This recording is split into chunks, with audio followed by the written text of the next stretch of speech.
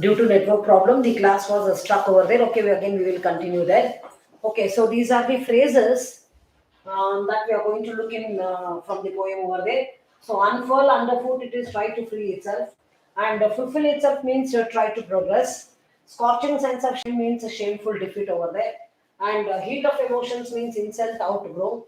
Then scorching defeat in the sense it is embarrassment or embarrassed, and raise its head means to be proud or to feel proud, and make way for the mighty is nothing but it is the outshine. That is to these all means. Okay, these all the phrases what we have seen now. These all means they talk about the independence of women, or how woman is being looked in our society, how she is being treated over there, and when we look into these phrases, it clearly shows that the poet, she is very much worried about the independence of women over there. She is very much worried about the financial independence of women in the society, and she even expresses that why women financially she has to be independent, why she has to work or why she has to earn, and especially that in the present context, the writer she's giving us the knowledge, she is imparting us the knowledge, she is telling that clearly that in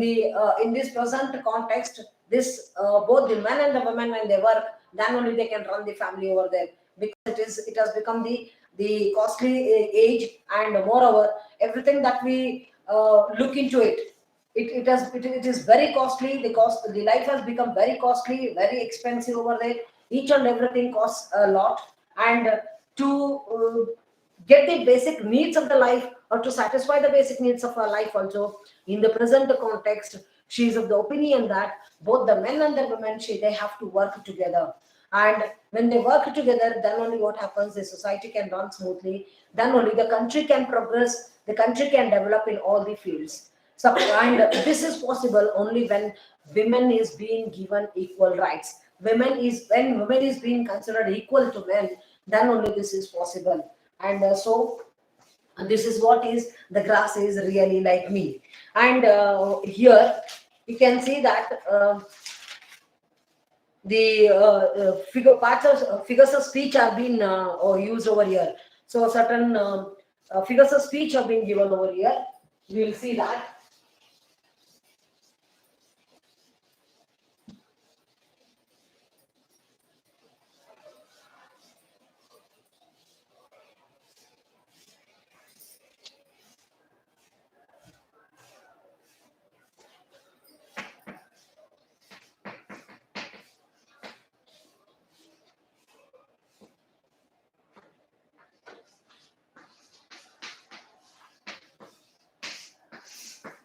So, in according to this poem, okay, in this poem they have given some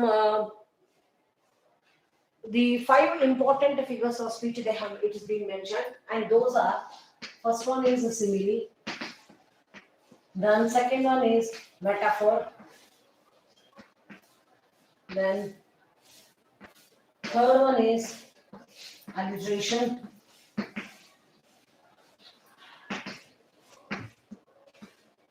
alliteration.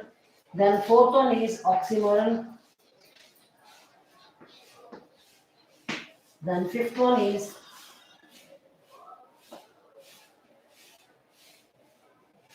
personification.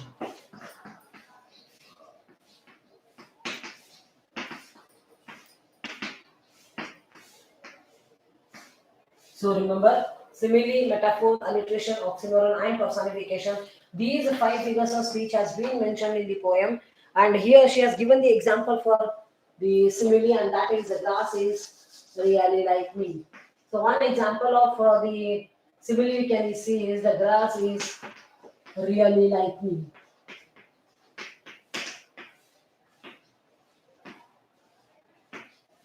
And further such examples we have to see from the poem, and here then okay.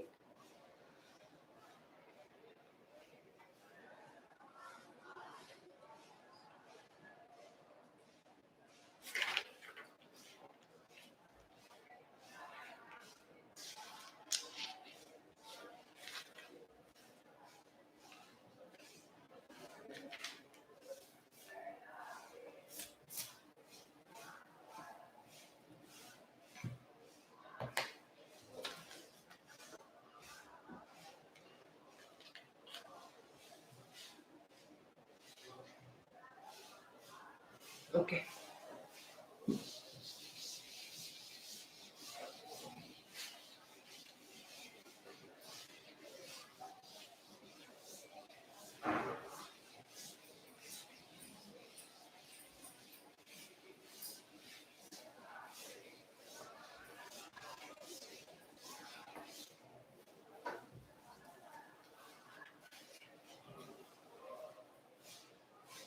So, from this poem, this much we have come to know about. Then, yes. See, when we look into the appreciation of the poet, she has used certain words to talk about the mood, and moreover, why she has used those words to talk about the mood of the poet over there, or to talk about the women, and those words, like she has used the word like tranquil, then resentful. Okay, we can see those reflective, then pensive, then contented, wistful, dejected, repulsive. These words she has used only to talk about the mood of the words that has been used, like to talk about the mood of the poet over there. And moreover, these all, in overall we can say that women, that is, she's very much worried about the women, the position of women in the society over there.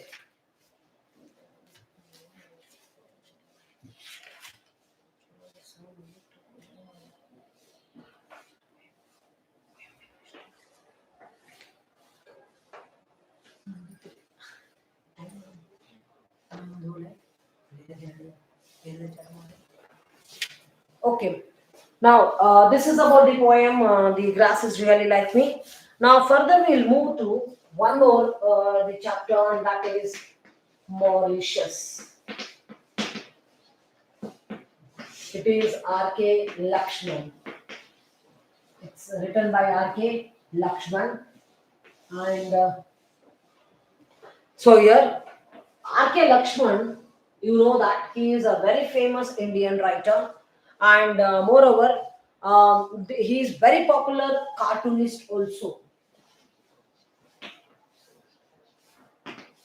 He is a very popular cartoonist, and his writings always, they have given the ideas about the day-to-day happenings in the life of human beings, that too the common life of man.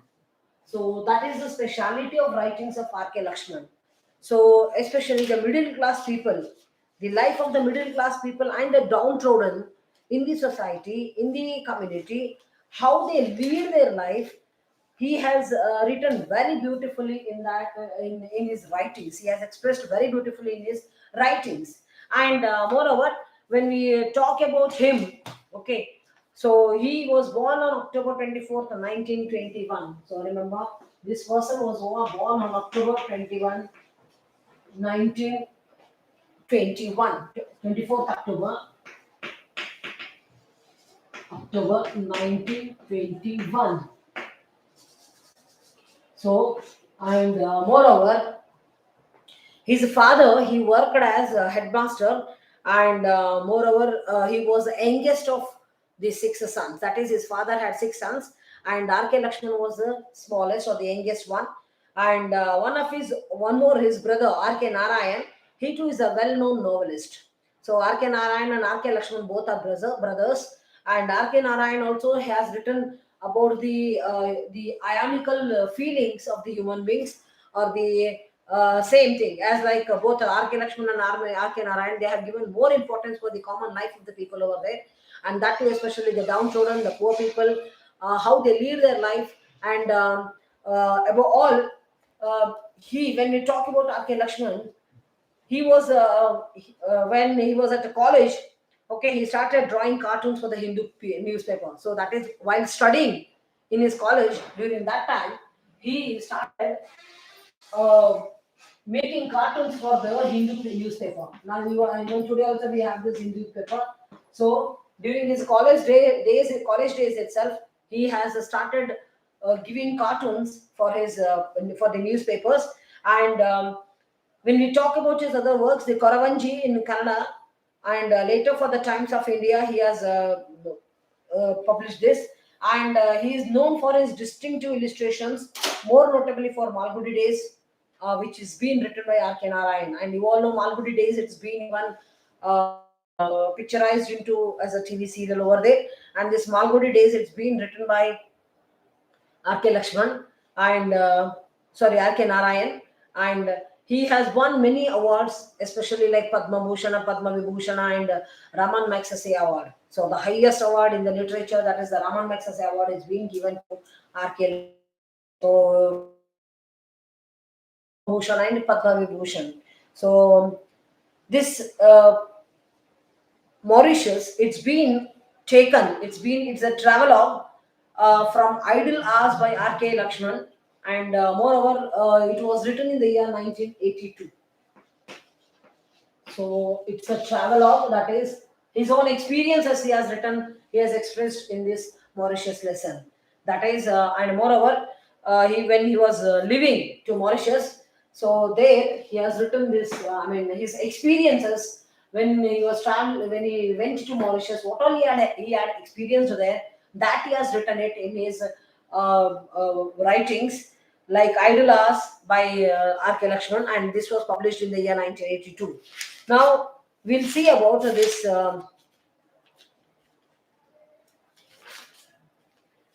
We'll see about this lesson, Mauritius. Okay, then now whenever we talk about the traveling or the journey, when we are moving to a certain place, before moving to certain places or to certain countries, you all know that we need to have a plan for that. We can't move as all of a sudden over there, because when we are crossing the borders from our country to other country, we need to be very careful, because you know that nowadays the rules have been made very strict, especially when it comes to the traveling to the field of traveling over there. You need to have your passports, you need to have your visas, you need to have your documentations, everything, and along with that you need to be very careful about your luggages, baggages, and everything. And not only that, before going to any country, we need to be fully planned over there. Without a proper planning, without a proper idea about that country, we cannot we cannot be safe over there. And above all, when we are moving to a new place, then we need to have little bit knowledge about that country, about that particular place there. So we need to have little bit knowledge about the people over there.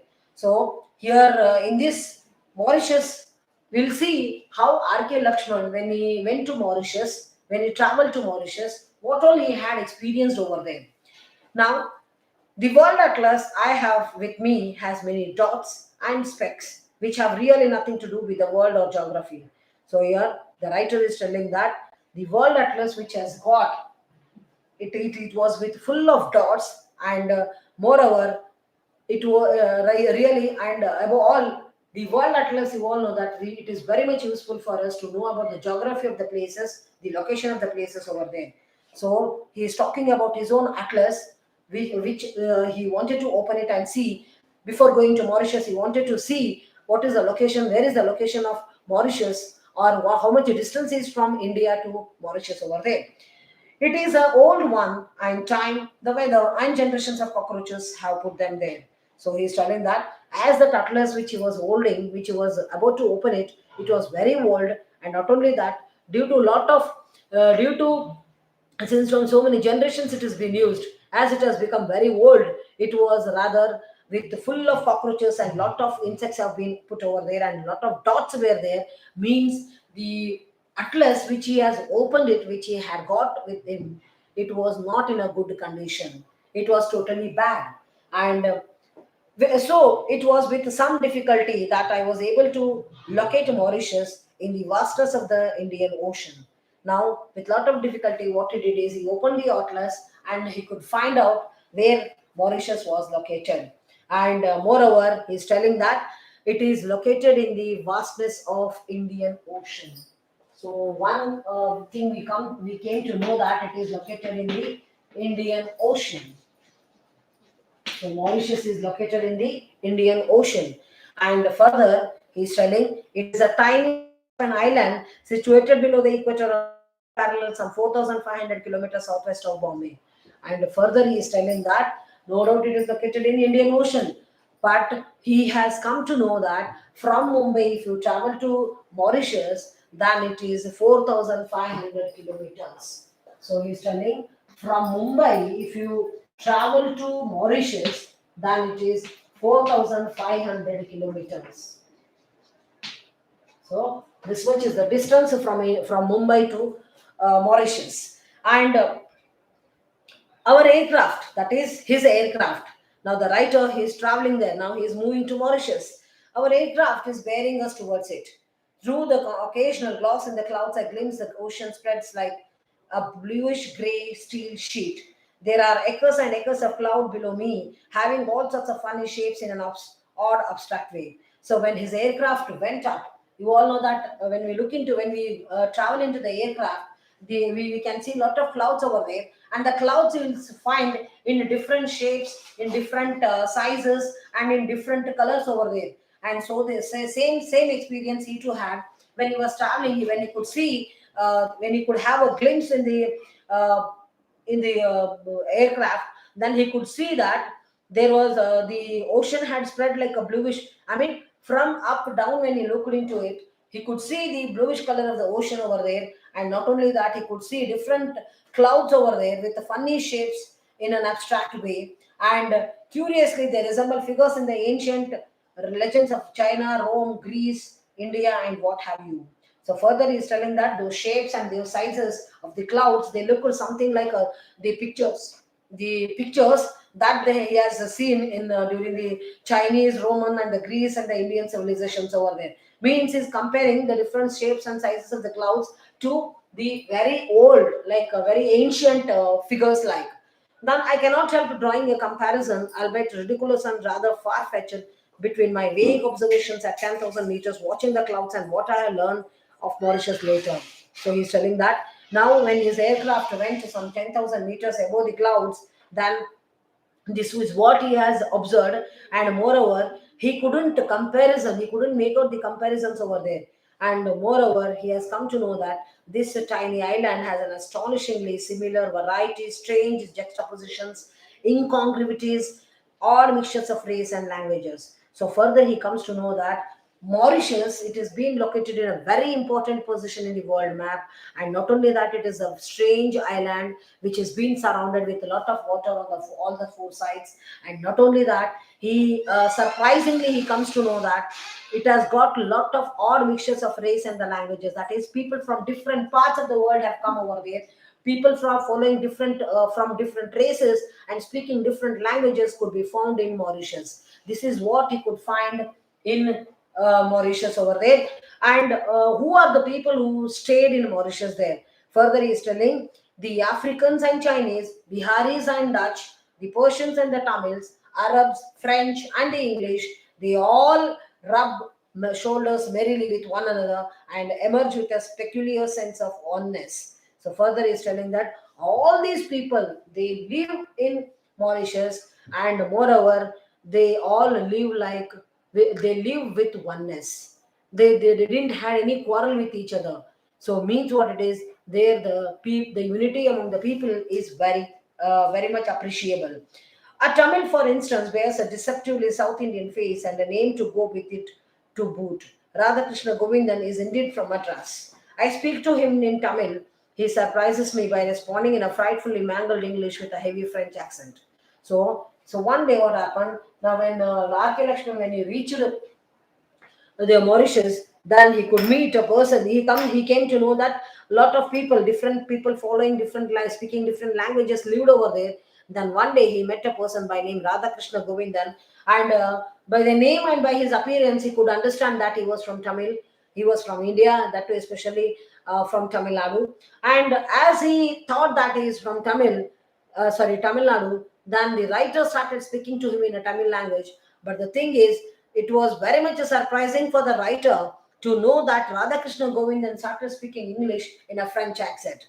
Instead of answering him in Tamil language, he started speaking in English, in a French accent over there. And Mr. Govindan has no knowledge of Tamil, and his tongue has seized curling to produce Tamil sounds centuries ago. So why he started speaking in English is because since from so many years he had settled in Mauritius, and moreover now he has made English as his mother tongue, or now he can speak English better than Tamil language over there. So that is what here his tongue was something like it was curling down over there in producing the Tamil sounds. That is, he has almost forgotten his mother tongue and he has accepted the foreign language as his mother tongue there. That was the problem that he has got. Like others of his fellow men, his ancestors were brought to the islands as slaves or later as indentured workers to work in sugarcane fields and factories or to cut timber in the jungle and haul it to the boats. So further, the writer is telling that how this Radhakrishna Govindan came there is many of the people from different parts of the world, they have been taken as the captives, they have been taken as the slaves, they have been sold as the slaves over there to work as the laborers in the sugarcane fields or in the sugarcane factories, and not only that, to work them, to work in the jungles, to cut the timber and to haul or to put in the boats and to transfer it over there. Their roots in their original homelands withered and disappeared with the passage of time. Now, those all who has come as slaves and settled in Mauritius, they all have lost their native place, the roots from their native place or the original homelands. All of them together happily came to share in the triumphs and defeats of whoever happened to be their masters among the buccaneering trinity of those days, the Dutch, the French, and the English, who constantly waged battle for the possession of the island for its spices and sugar, or just for the strategic position on the maritime route to the east, conveniently placed as it was for piratical purposes. So further, the writer is telling that all of them, okay, they all, I said you in the beginning only that the Arabians, the Dutch, the French, and all the Europeans, not only the Europeans, even the some of the people from Asian continent also they went and settled there. And these, especially the European continent, the countries like especially the French, the Dutch, and the English, they were in a constant war with each other, so that they wanted to capture Mauritius, and often they used to have war with each other. And especially why they used to have the war is because they wanted to have a capture with the island over there. And moreover, not only that, their main demand was they wanted to have the captive of Mauritius is for, as it was an island country, and not only that, it was rich even in the spices and the sugarcane over there. So those were the goods or the products for which the Europeans were attracted over there, and they wanted to have it. And so for that reason, every time there was a war between the Dutch, the French, and the English, and so these three countries, they were called as the buccaneering trinity of the olden days. So this is what is about the Mauritius, and that is the writer is talking about the people who stays in Mauritius over there. So further, we'll continue there in the next class, or we can see about what the writer tries to say, or wants to talk about how the people in Mauritius over there, or how the government in Mauritius is functioning over there. So, okay.